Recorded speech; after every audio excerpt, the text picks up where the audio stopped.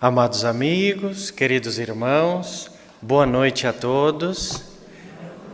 Que a paz do nosso Mestre Jesus, o amor de Maria de Nazaré nos envolva, nos fortaleça.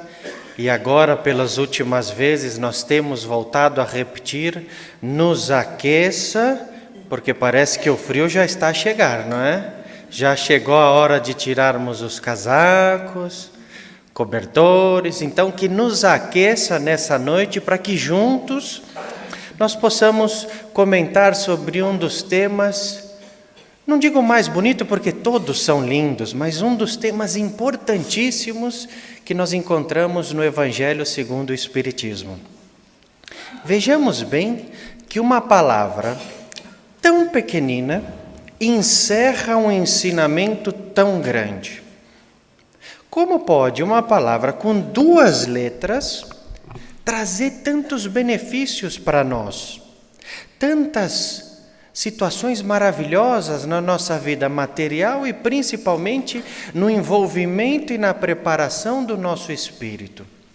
Como que chega ao ponto, como Jesus disse, que esta palavrinha pequenina transporta montanhas. Então tem uma força.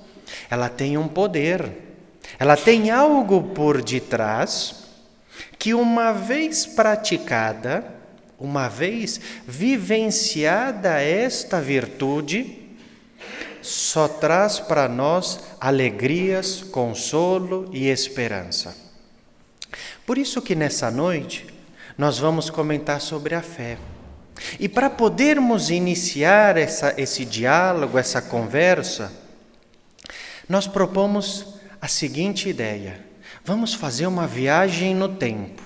Nada de viagem física, mas juntos vamos mentalizar como se nós nos transportássemos há 2000 anos atrás, quando Jesus esteve encarnado conosco. Cada um mentaliza a sua maneira, mas vejam a seguinte imagem: Jesus caminhando em meio às pessoas. Quem estava ao seu redor? Alguns adeptos, aqueles que acreditavam na boa nova que era trazida pelo Mestre, os apóstolos, também estavam ali no meio daquelas pessoas diversas que estavam a buscar a cura, o alívio, o consolo, mas também tinham alguns que lá estavam para quê? Curiosidade. Não tinham o que fazer, viam aquela movimentação de pessoas e lá iam atrás. Tinham aqueles que lá estavam para perseguir Jesus, amando dos judeus, dos romanos. Na primeira palavrinha mal interpretada por eles, era o suficiente para tentar comprometer o Mestre. E em uma dessas passagens que Jesus ali está a caminhar, imaginem que o cenário maravilhoso, porque apenas o corpo físico de Jesus ali estava, mas o seu espírito resplandecia a luz. A sua aura espiritual envolvia encarnados e desencarnados. Até que, num determinado momento, aparece uma pessoa ali na frente, um pai de família, mas poderia muito bem ser uma mãe, por aquele amor materno tão sublime. Aparece um pai, e quem tiver filho se coloca no lugar deste pai. O que ele foi fazer adiante de Jesus? Pedir ajuda, pedir socorro. Já havia tentado diversas maneiras de aliviar a dor não dele, mas a dor do seu filho. E imaginemos aqui, eu tenho um filho pequenino. Agora, daqui a 15 dias, completa 3 anos. Mais português do que brasileiro já. Mas imaginemos um filho a sofrer. Dói, não dói? Uma filha em dificuldade. E era essa dor que tocava o coração daquele homem naquele momento. E pela sua fé, pela esperança, ele vai buscar em Jesus o consolo. E principalmente, quando este pai chega à frente de Jesus e conta a sua história, cria uma certa atenção no momento, porque envolve também os apóstolos, figuras importantíssimas no cristianismo primitivo, espíritos que ficaram ali à volta de Jesus, a trabalhar diretamente com ele, e que tiveram uma limitação e não conseguiram ajudar esse pai. A história aqui está, é que é contada no Evangelho segundo o Espiritismo, capítulo 19, o poder da fé. Então, aqui o relato segue disso que nós estamos a falar. Quando ele veio ao encontro do povo, naquela multidão de gente, um homem se lhe aproximou e, lançando-se de joelhos aos seus pés, imagina a dor, a dificuldade, o cansaço por ver um filho sofrer. Então, lançando-se de joelho aos seus pés, disse: Senhor, tem piedade de meu filho que é lunático e sofre muito, pois cai muitas vezes no fogo e muitas vezes na água. Apresentei-o aos teus discípulos, mas eles não o puderam curar. Para um pouquinho. Olha, o que chama atenção já no relato é essa descrição deste pai que busca no Mestre o que todos nós buscamos, no Cristo Consolador, na mensagem do nosso Mestre Divino: vinde a mim, todos vós que estivereis cansados e fatigados, que eu vos aliviarei. É isto que este pai foi buscar. Olha a resposta de Jesus. Ó raça incrédula e depravada, em destaque, que é nosso. Até quando estarei convosco? Até quando vos sofrerei? Trazei-me aqui esse menino. E tendo Jesus ameaçado o demônio, este saiu do menino, que no mesmo instante ficou são, ficou curado. Os discípulos vieram então ter com Jesus em particular e lhe perguntaram: por que não pudemos nós outros expulsar este demônio? Respondeu-lhe Jesus, e essa frase é importantíssima para nós: por causa da vossa incredulidade. Pois em verdade vos digo que se tivesseis a fé do tamanho de um grão de mostarda, direis a esta montanha: transporta-te daí para ali, e ela se transportaria, e nada vos seria impossível. Esta lição por si só já dá assunto para diversos temas. A observar, por exemplo, quem é a figura do demônio que aí está a perseguir o jovem? Espíritos desencarnados, que nós aprendemos na doutrina espírita, que são nossos irmãos ainda em sofrimento, vingativos por algo do passado, mas que vieram até este jovem e causavam essa enfermidade, a ponto de o pai, sem saber, o chamava de lunático. Mas o destaque para nós no tema de hoje, da fé, quando Jesus disse: ó raça incrédula e depravada. E ele repete, quando os apóstolos perguntam: por que nós não conseguimos expulsar esse demônio? Afinal de contas, os apóstolos viviam diariamente com Jesus, estavam ali mais próximos. Então, o que o mestre quis dizer para aquele que estava ali tão próximo? Que por causa da vossa incredulidade. O que vem a ser isto? Se a gente observar no capítulo 4 do Evangelho, esse é o 19, no capítulo 4, ninguém pode ver o reino de Deus se não nascer de novo, Jesus faz uma pergunta a Simão Pedro: Pedro, o que dizem as pessoas que eu sou? quem eles dizem que eu sou? E Simão Pedro responde: Mestre, sois o Filho de Deus na terra, o nosso Messias, o nosso Salvador. Então Pedro e os demais apóstolos acreditavam em Jesus. Acreditavam na figura do Mestre como o Salvador, o caminho, a verdade e a vida. E por que nessa passagem, então, mais adiante, o próprio Jesus disse que eles eram incrédulos, se uma anterior eles deixaram bem claro que acreditavam? Por causa da fé. Porque a fé, ela é muito mais do que apenas uma crença. Fé não é apenas crer, acreditar. Ela é muito mais ampla, porque Pedro e os demais apóstolos acreditavam em Jesus, mas faltava completar o caminho da fé para que seja algo poderoso. O que é? Entregar-se a ela. Ter fé não é apenas acreditar, porque eu posso acreditar na filosofia, posso acreditar na religião, na moral religiosa, posso acreditar na ciência, mas daí a entregar-me de corpo e alma a ela, poucos. E até este momento aqui, os apóstolos acreditavam em Jesus, mas não haviam entregado verdadeiramente a Ele. Quer ver um exemplo? Para a gente fundamentar essa ideia? No final da vida de Jesus, quando ele lá estava a caminho da crucificação, quem foram as pessoas que mais proximamente estiveram com ele?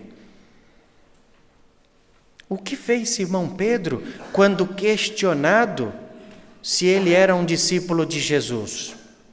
Qual foi a primeira reação dele? Negou? Não, eu não.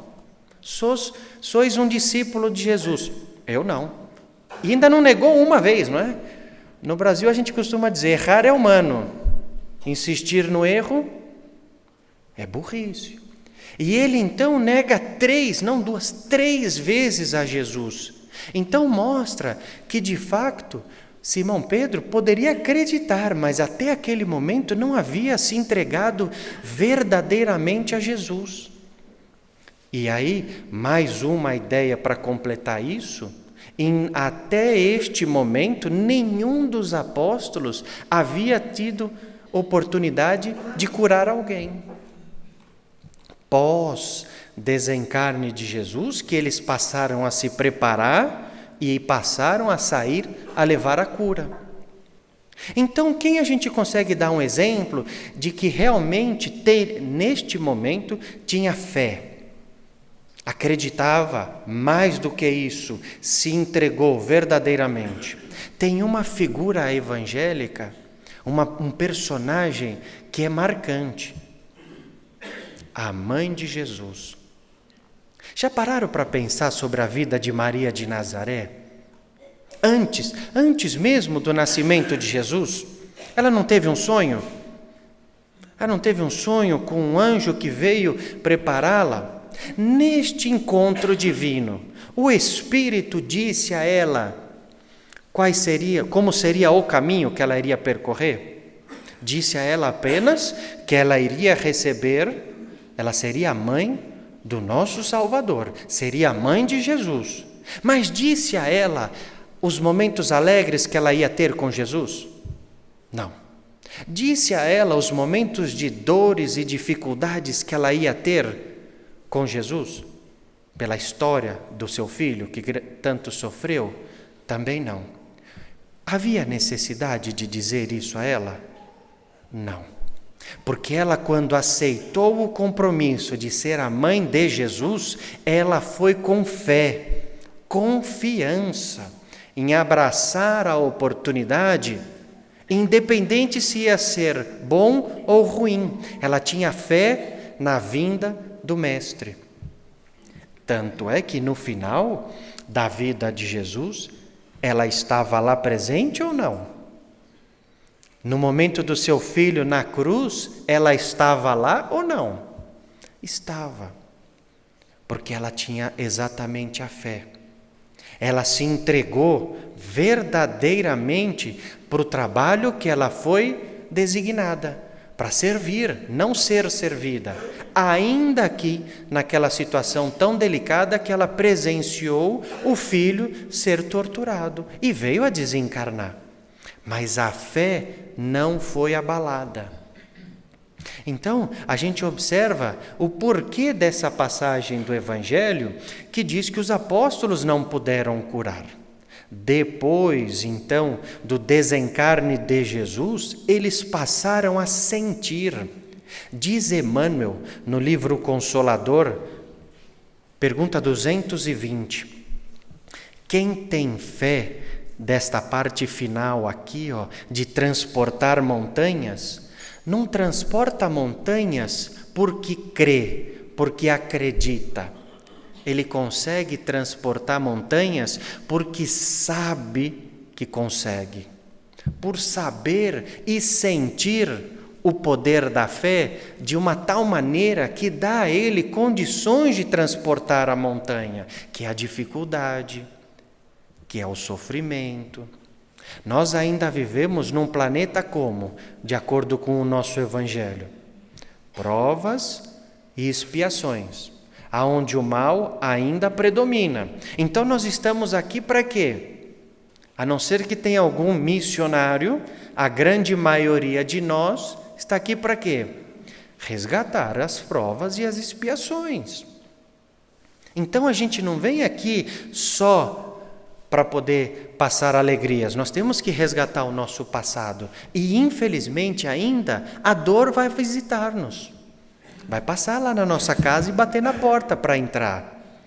E a fé para transportar a montanha e ajudar a superar, mas não porque eu acredito, e sim porque eu sei que eu vou.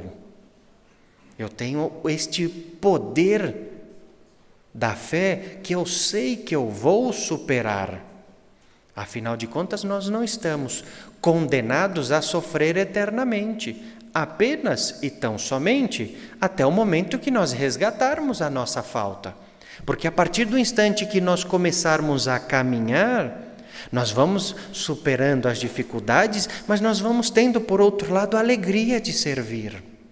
Porque o poder da fé, ele traz algo tão maravilhoso para nós, até de uma certa maneira, aproveitando o nosso dia de hoje, para nos aquecer. O poder da fé, ele traz energia, traz magnetismo, nos traz força. No Evangelho, nós encontramos uma passagem nesse mesmo capítulo 19, fé, mãe da esperança e da caridade.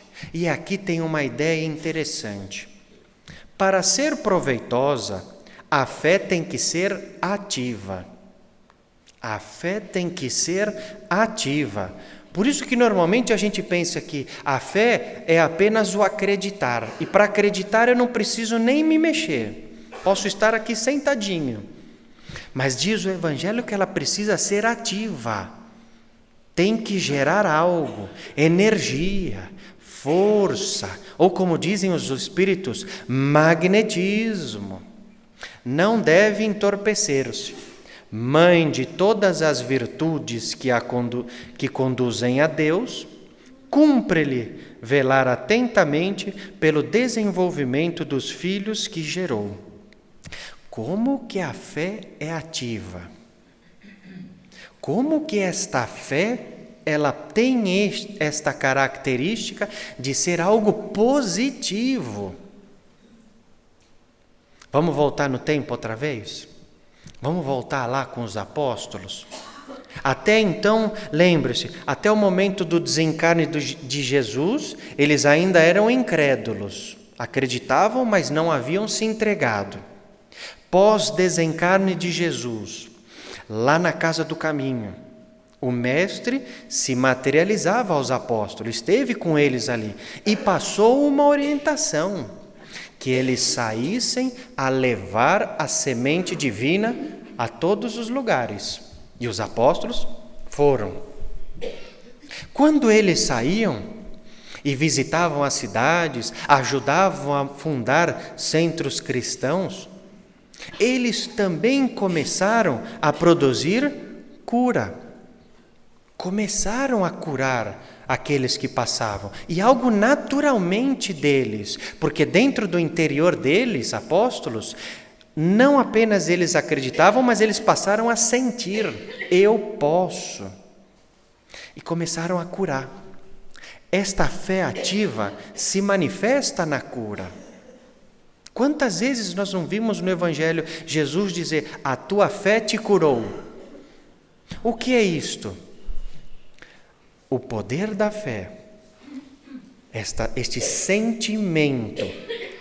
Esse sentimento, o mais sublime, diz aqui, reúne todas as virtudes. Qual é? O sentimento mais forte que a gente encontra é o amor, que resume toda a doutrina de Jesus. Ele tem energia. Dizem os Espíritos que reunida a fé com o magnetismo, com a nossa força, é capaz de produzir a cura ao semelhante.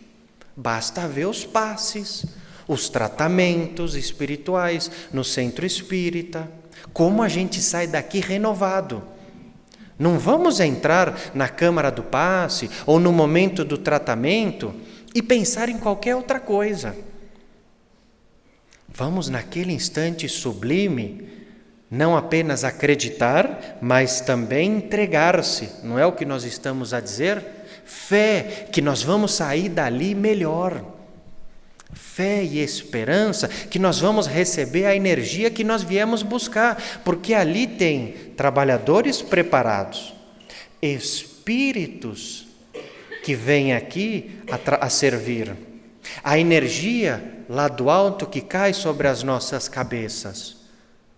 Quer dizer, é um encontro divino, é uma oportunidade maravilhosa de nos fortalecermos. E esse magnetismo, esta energia, a fé, abre as portas para estarmos receptivos, para recebermos, sairmos daqui melhor, física, mental e espiritualmente, num conjunto de uma saúde cada vez melhor, física também.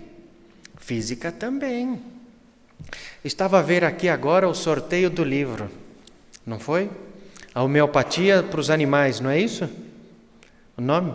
Me fez lembrar uma das vezes que nós vimos isso, estávamos em Uberaba, uma senhora foi pedir ajuda ao Chico. Ela precisava, uma senhora muito simples, muito humilde, e tinha um sentimento de carinho pelo Chico que era algo incrível. Ela foi pedir ajuda. E o Chico também, na sua dificuldade, na sua humildade, não tinha nem condições de ajudá-la. Só que ela foi pedir ajuda porque ela precisava comprar um remédio, um medicamento. E não conseguiu, materialmente. O que o Chico diz a ela? Me permita o exemplo. Imaginemos, aqui a prescrição médica, a receita. O que ele falou? Corta em pedacinhos, coloca no copo da água fluidificada e toma. Se não tiver fé e acreditar que isso vai melhorar, serve de alguma coisa?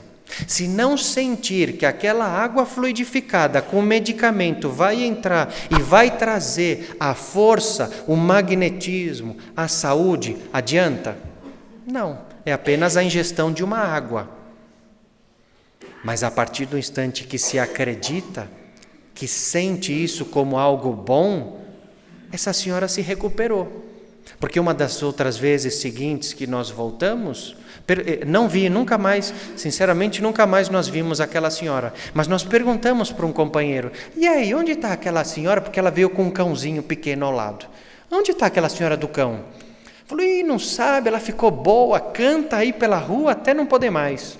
Então ela se recuperou. A fé dela, como a gente vê nos milagres da Gênesis, por exemplo, a fé dela foi o suficiente para curá-la, para pelo menos restabelecer a saúde.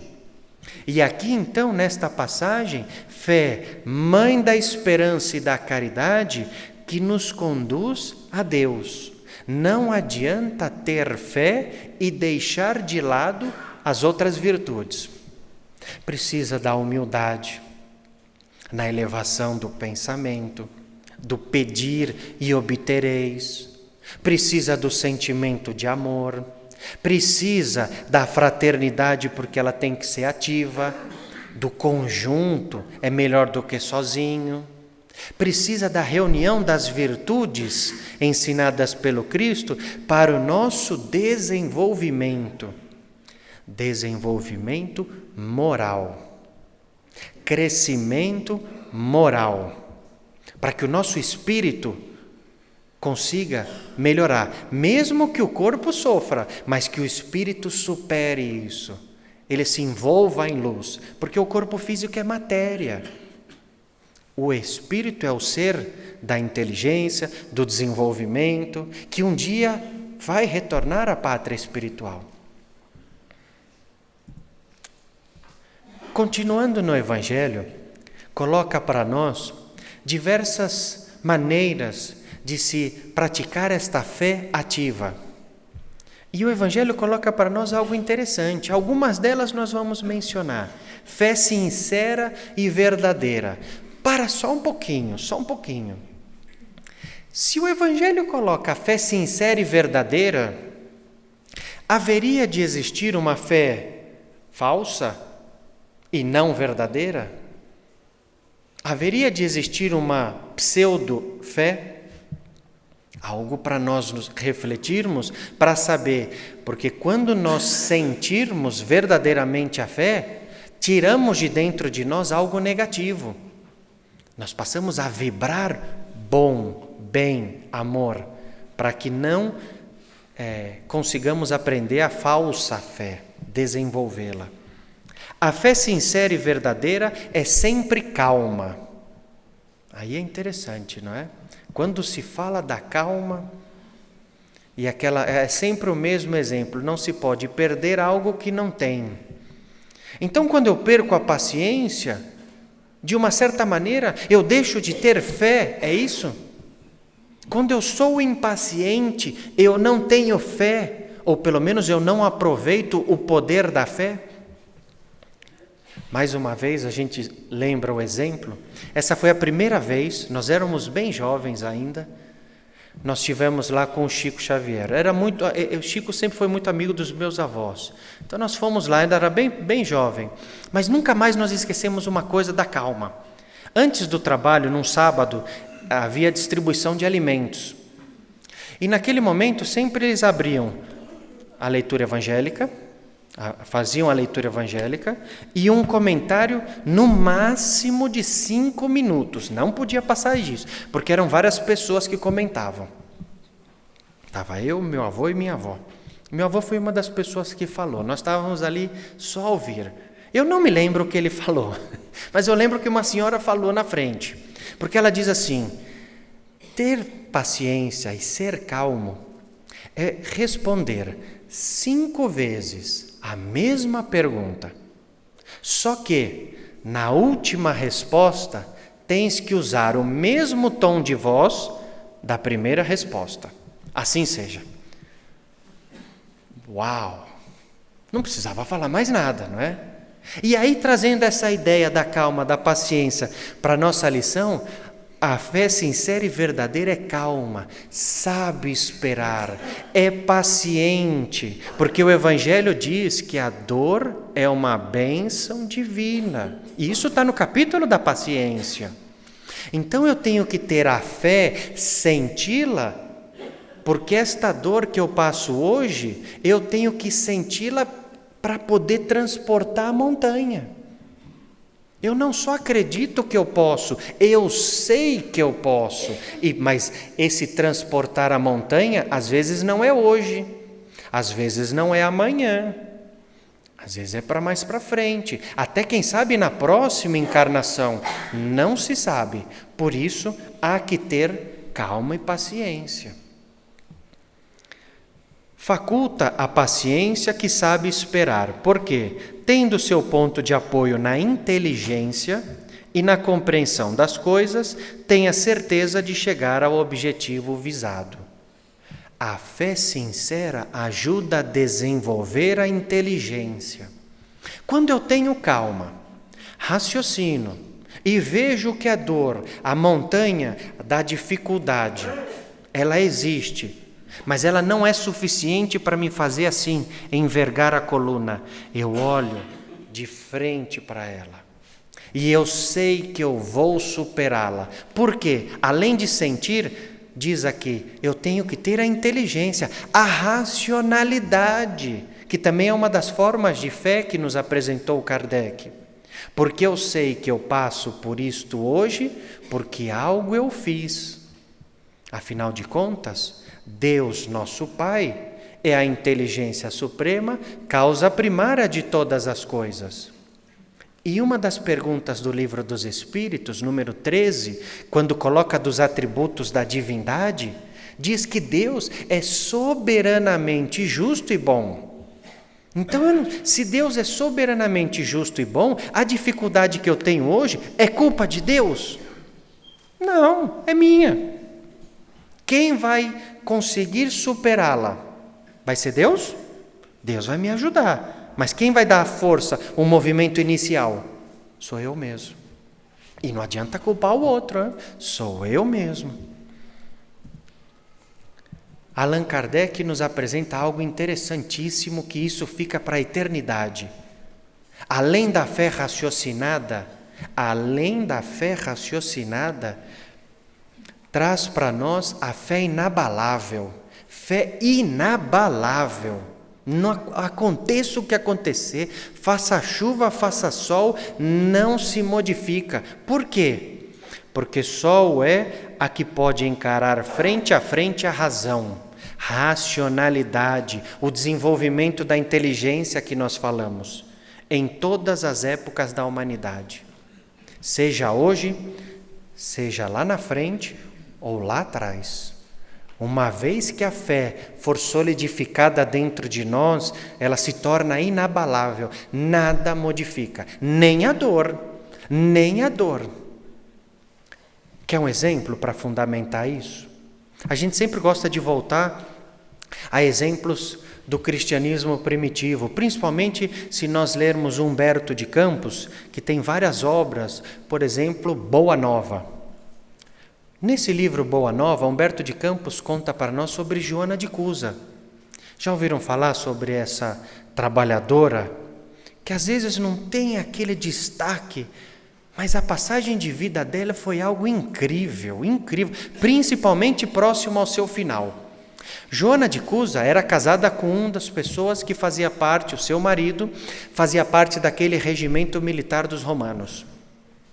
Até que, inclusive, uma das vezes, ela vai visitar a Jesus e pergunta ao mestre que ela estava num conflito interno, porque ela queria estar mais com Jesus, mas via algumas coisas junto ao seu marido e ao seu convívio profissional que eram diferentes dos ensinamentos. E ela estava aí, o que fazer? Deixo ou não deixo o meu marido? Jesus disse a ela, vai lá e fica com o seu marido. A caridade começa dentro de casa. Não o abandone nunca. E ela começou, pelo fato de ser um espírito inteligente, ela tinha a sua fé inabalável. Passou diversas dores por causa disso, mas não saiu do lado do marido. Quando ele perde o cargo, quando ele é destituído e passam grandes dificuldades, inclusive perseguição dos próprios romanos, ela foi presa, aprisionada, ela e o seu filho. E até certo ponto foram torturados. Só que a tortura foi algo um pouquinho mais profundo. Por quê? Colocaram Joana de Cusa e o filho frente a frente. Qual era o objetivo do centurião romano? Fazer com que ela abjurasse, renunciasse ao Cristo. Renunciasse numa época que a perseguição dos cristãos era algo dificílimo, bem delicado. Dizer-se cristão significava colocar a própria vida em risco. Um teste para a fé. Só que Joana de Cusa tinha uma fé inabalável. O que fez o centurião? Começou a chicotear o filho dela, na frente dela. E ainda dizia assim: olha, estás a receber essa tortura porque sua mãe não abjura. O próprio menino, cansado daquela dor e sofrimento, diz: mamãe, mamãe, abjura. Mesmo que seja mentira, diga da boca para fora. Abjura, eu não aguento mais. Resposta de Joana de Cusa nesse momento. Está lá no livro Boa Nova, para quem quiser ler a história. Cala-te, meu filho. Jesus está aqui por nós. Deu a própria vida. Nós somos pequenos instrumentos. Ele há de nos ajudar. O menino perde a vida. Não aguenta, o corpo físico não aguenta. O centurião vem ao lado dela aqui ainda, de maneira sarcástica, e diz assim: mas esse teu mestre, esse teu Jesus Cristo, não te ensinou nada de bom?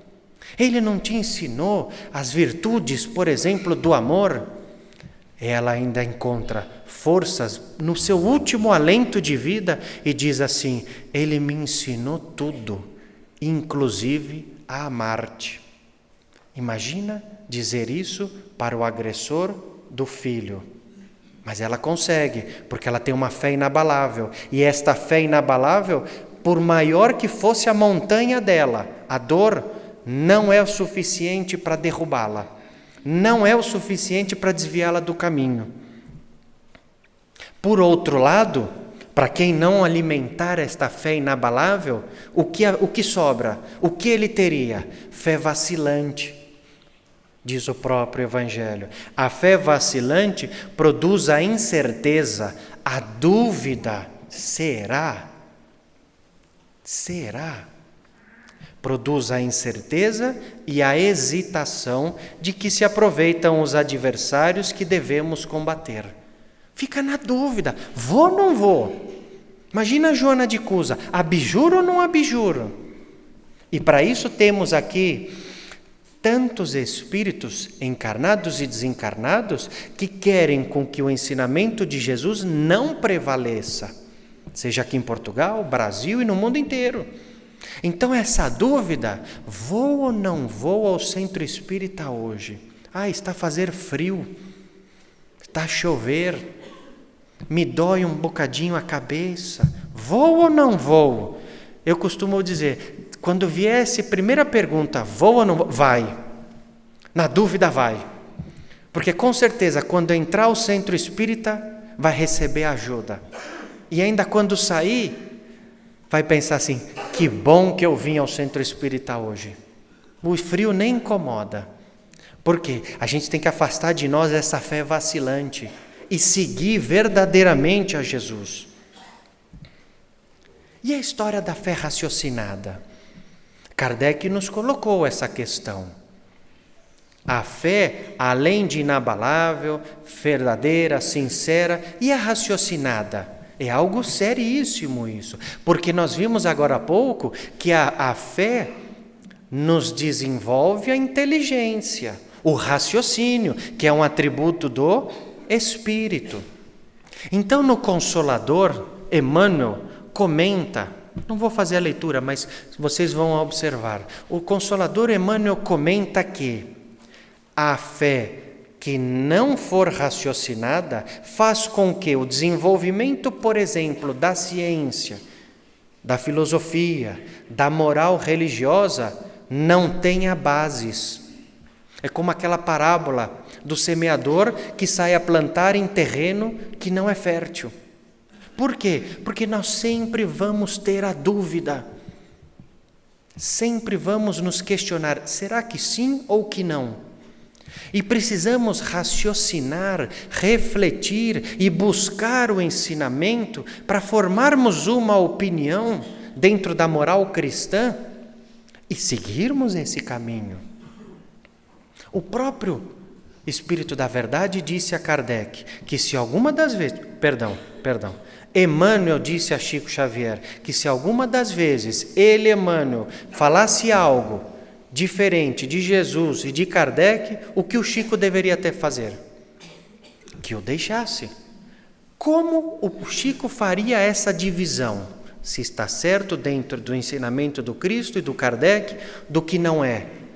Fé raciocinada. Não basta dizer sim e ponto final. Nem para o meu menino de 2 anos, se eu falar sim e não, ele aceita. Ele questiona. E isso faz parte do nosso aprendizado. É importante com a intenção de aprender. A pergunta com a vontade de extrair a mensagem e formarmos uma opinião. E aqui então a fé raciocinada, porque nós vamos sentir, não apenas crer, mas sentir a força dessa virtude. Aqui, mais uma vez no Consolador, Emmanuel coloca uma definição de fé. Só no primeiro parágrafo basta para nós. Poder-se-á definir o que é ter fé?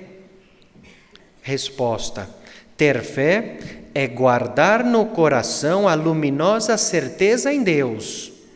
Então começa com esta sintonia com o nosso Criador. Guardar no coração, símbolo de quê? Sentimento. A fé faz parte de um sentimento.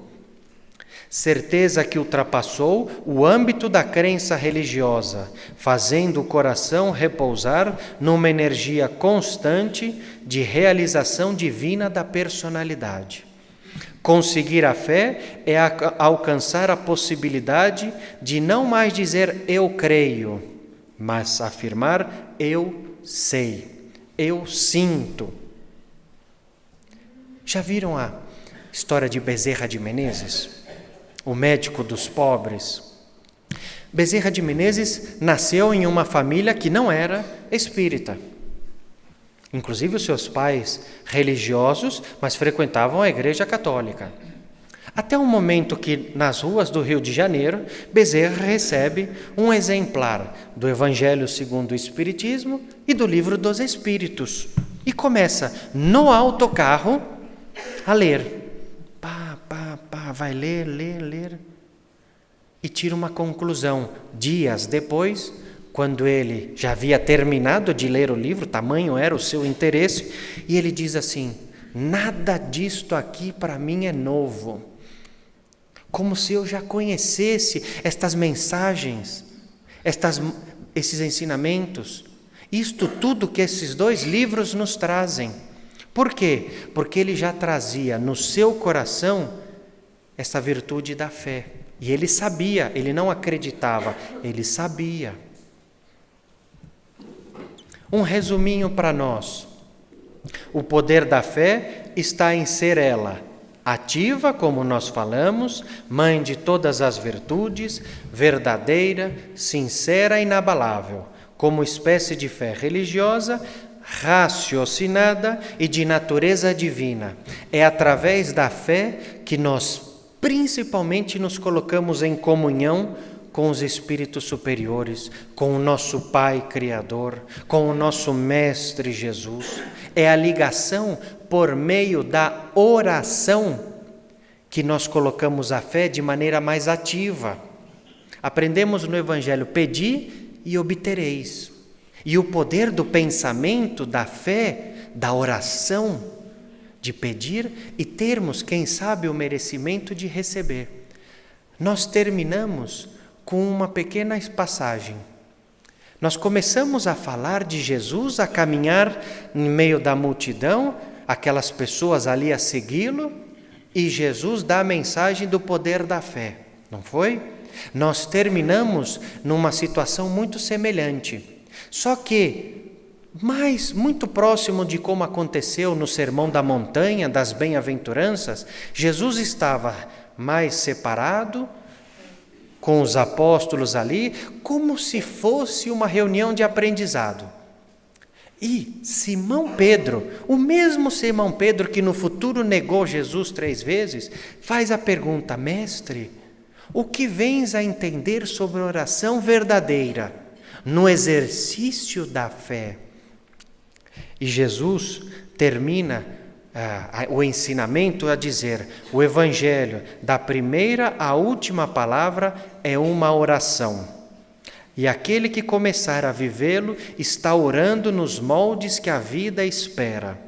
A prece, Pedro, tem várias modalidades, e a mais que agrada ao Criador é a que tem a forma do bem. Quando estamos orando, emitimos luz de vida, que traz de volta a luz de Deus. Olha a sintonia com o Criador. E nesse ambiente de permuta divina, sentimos-nos felizes, energizados, fortalecidos, magnetizados. E toda essa força não se concentra em nós. Nós temos que sair a semear.